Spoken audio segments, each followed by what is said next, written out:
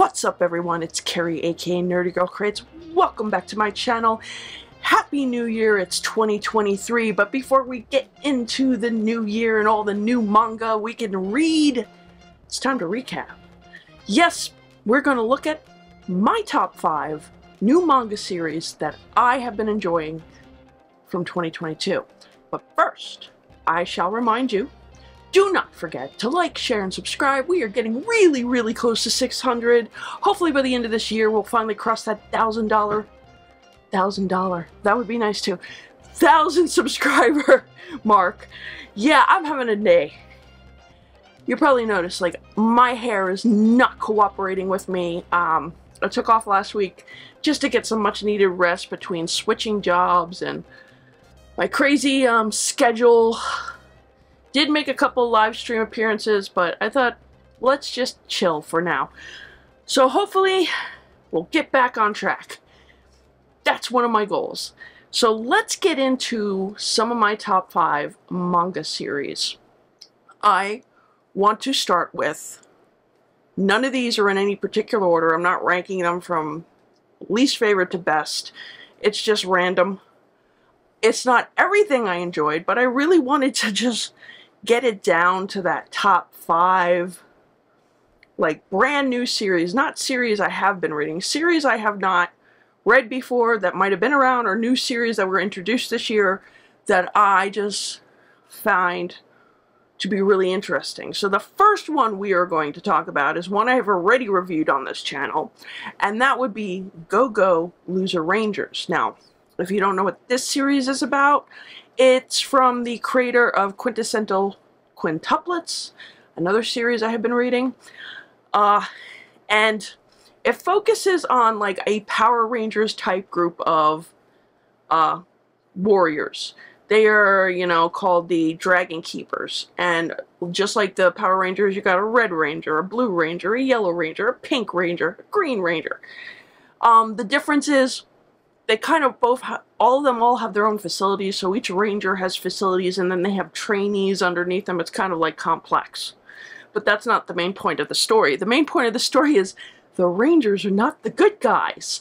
And I find it hilarious because you have this group of alien monsters who came 13 years prior and were immediately defeated, but instead of just killing them off and sending them away, they eradicated their bosses and then kind of like bullied them into this contract that every Sunday they have to pretend they're coming to invade Earth again, and the Dragon Keeper Rangers show up to save the day. I'm not kidding. That's exactly what it is. However, one of these monsters, see, the hair is just doing its thing again. One of these monsters decides he is going to infiltrate the Dragon Keeper Rangers, and he personally is going to take them down. And it seems like a feat, because no sooner does he get himself in the door, he gets pretty much identified, and he finds himself having to work with people he doesn't really want to work with because he doesn't trust anyone. And you can't blame him after what was done to them. It's a great series. There's only 2 volumes out right now. I've read both of them. There's also an anime coming, so I am really looking forward to that anime. I just talked a whole lot right there, didn't I? It's time for a water break. I really do need a water break right now.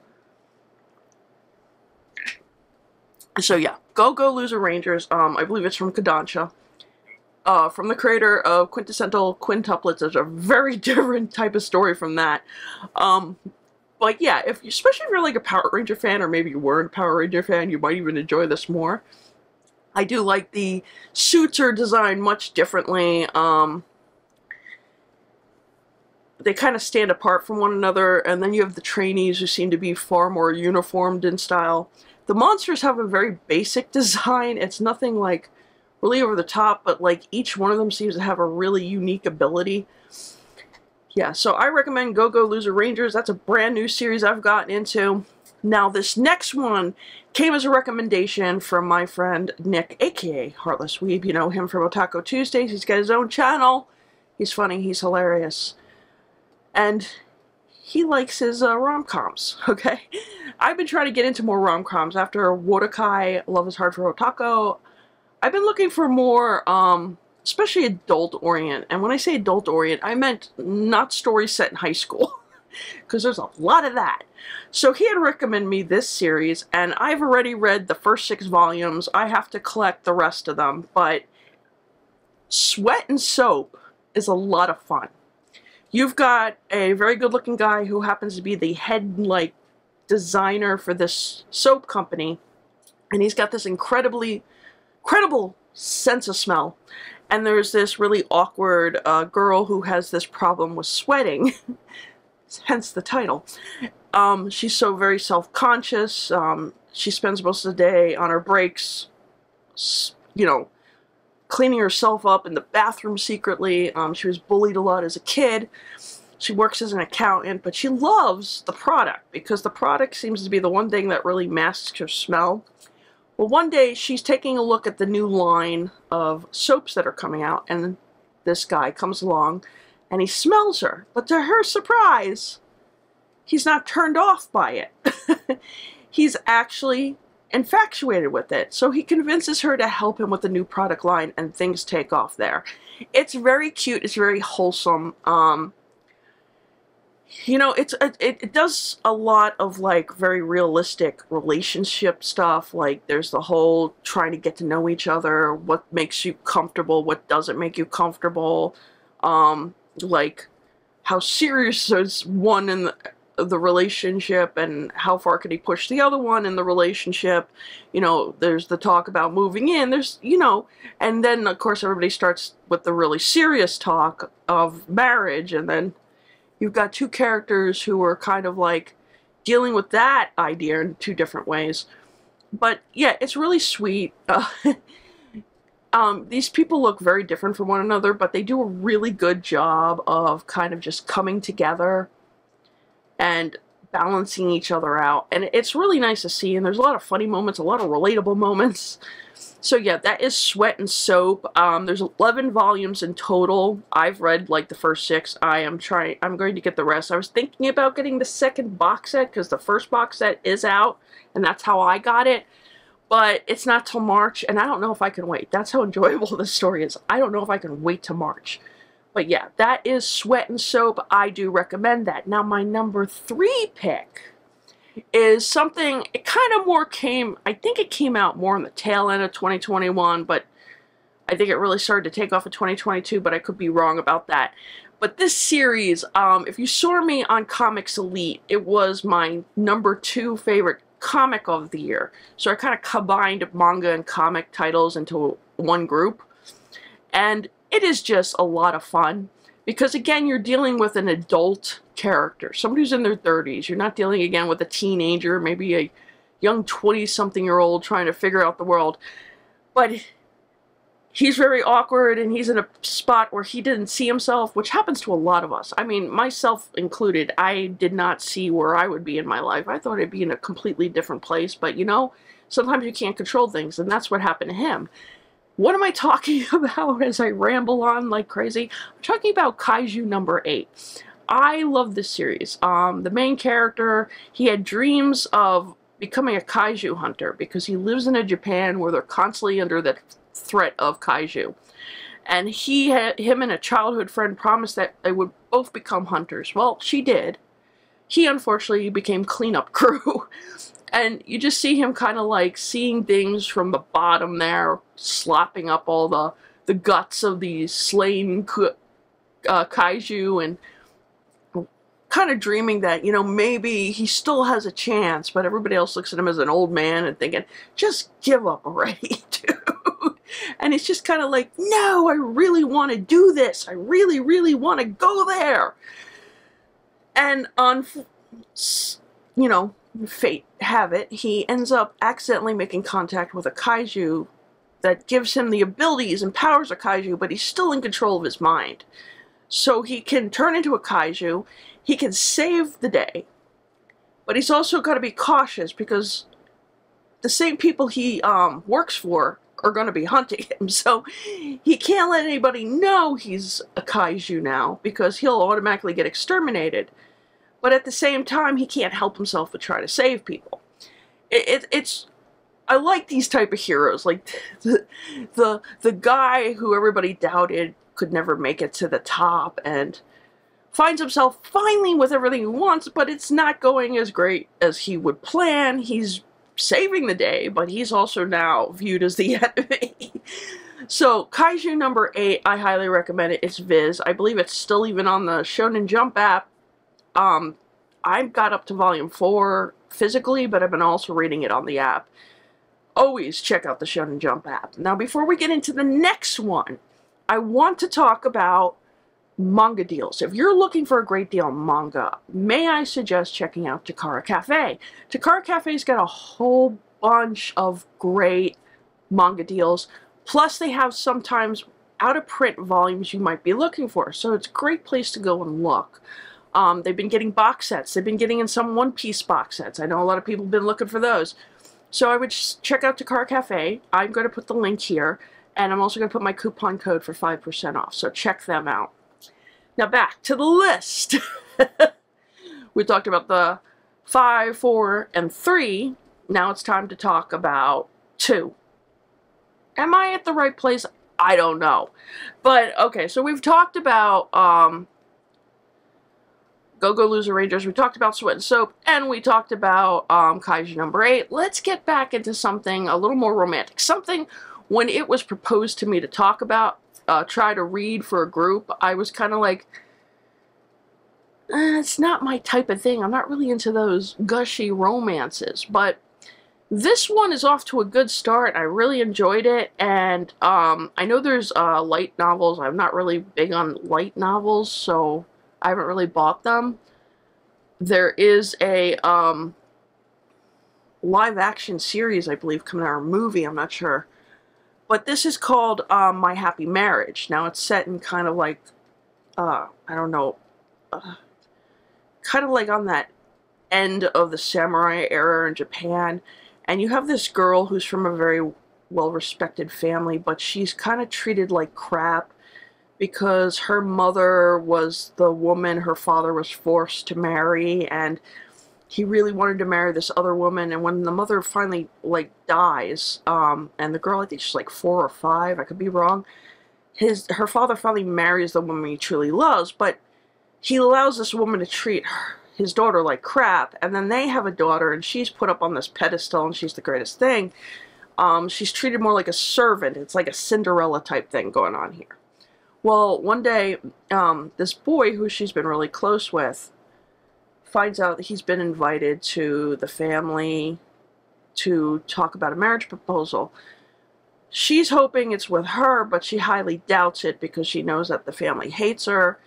He likes her too, but he's not very strong-willed, and when the father announced he wants him to marry his favorite daughter, he just goes along with it. And this doesn't shock or surprise her.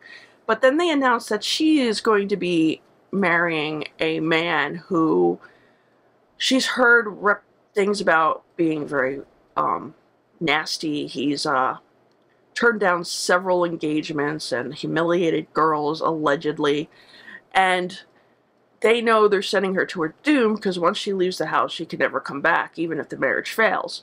So she goes to this guy, and at first he's very suspicious of her because you find out that he doesn't trust a lot of people because he looks down at his own rich society, especially his mother, which you don't get too much about, but you get a hint here that she's kind of problematic. And at first he kind of like rejects her. He just lets her live in the house. He thinks she's putting on an act, but then he starts to realize and see things and figures out that she's been abused and that she's trying really hard to do what he wants her to do. And he starts to show her kindness, which kind of surprises her, and she doesn't know how to take it. And I find it, like, really interesting. Again, I'm not really big into, like, these romantic drama type stuff. Even my K-dramas are more of the rom-coms. But I think it's, like, a really interesting look at somebody being misjudged because he kind of, like, refuses to be part of that group of aristocrats who only see themselves as better than everyone else. And he's even gone as far as living in a house that's kind of like beneath what would be beneath his status, but doesn't care. So that's my happy marriage. That's my number 2, and I wanted to throw it on here to show kind of like I've been venturing into a more diverse types of genres in the manga world, and this one's really good. I've already pre-ordered volume 2, which I think comes out this month. But I'm interested to see also the live action series or movie. I don't know which one it is, but I saw the trailer. It looks really good. So I am interested in that. Now for number 1. This was hard because there were so many shows, so many manga series that I really enjoyed this year. And I was really looking forward to continuing, you know, stories that I already started, but it's so hard when you come across new stuff. So I had a lot of new stuff I got into. Started to read more of Jinja Ito and all that. But, the one story that really caught my attention, and I wouldn't say, again, this is not saying it's better than all the other ones I've listed, but I found the art to be really phenomenal, and the story so far really phenomenal, and I've already gotten more volumes, or ordering more on my Right Stuff account, because I'm trying to get as many as possible. But if you're a fan of Harry Potter, alright, Witch Hat, and I'm going to butcher this because it's me, Atelier?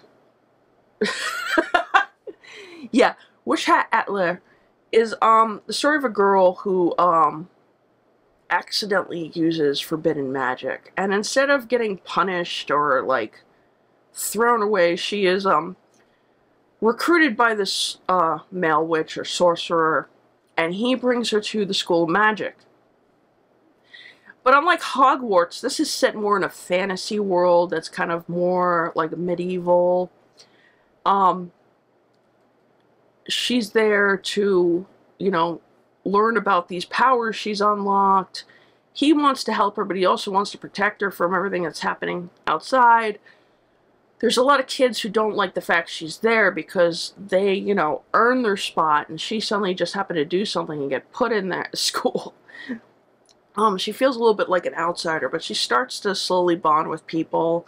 Stuff starts to happen. I don't want to ruin it because it's such a good manga series.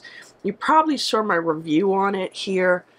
But the art itself alone, besides the story, is just phenomenal. The details in every scene, the design of the characters, you know, it really stands out apart from, you know, just being like another Harry Potter knockoff. It really does, like, art-wise, it's phenomenal. And I know the artist on it has done some covers for DC and Marvel, but the art is just so beautiful. I mean, it's really like, it's one of those, what you see on the covers, what you get inside, and that's what, you know, we're missing from Marvel and DC.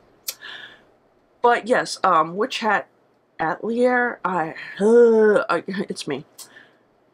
I highly recommend it. I think it's a really good story. It's also very good. It's got, like, dare I say, Ghibli Studios kind of influence as well. I could see this being adapted into an anime series by their studios, because I think their style of art would work nice with this. I don't know if it's ever going to happen, but, you know, that's just me. Wishful thinking. But, yeah, I really did enjoy how the art looks in this. I really did enjoy how the story is progressing. I think it's up to 10 volumes right now. I don't have all 10 yet. I'm still collecting. But it's, you know, and I would say it's suitable for kids too, because a lot of manga, a lot of the times, isn't.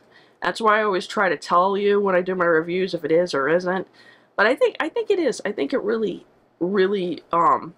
maybe like your 9 and up would really enjoy this, because you have this young character who's very relatable as well. She's, you know, her whole world has been like thrown upside down, and she's in this place and she's trying to learn about what she is and what she can do. But yes, that's my number 1 Witch Hat Atelier.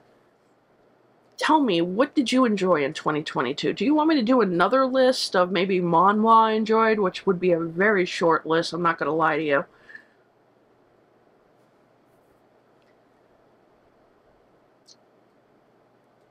I don't know what just happened. Yeah, I'm not going to lie to you. It might be a very short list if I did a manhwa one. But I am going to be talking about more manhwa this year. There's going to be more manga reviews. I would also like to start venturing into people who have been doing their own style of manga, comics, and talking more about that. You know, it's a new year, new stuff. So tell me what you think. Anything you enjoyed this year in 2022? Is there anything you're looking forward to in 2023? Happy New Year. And don't forget to like, share, and comment down below. And I will see you on the next video. Bye.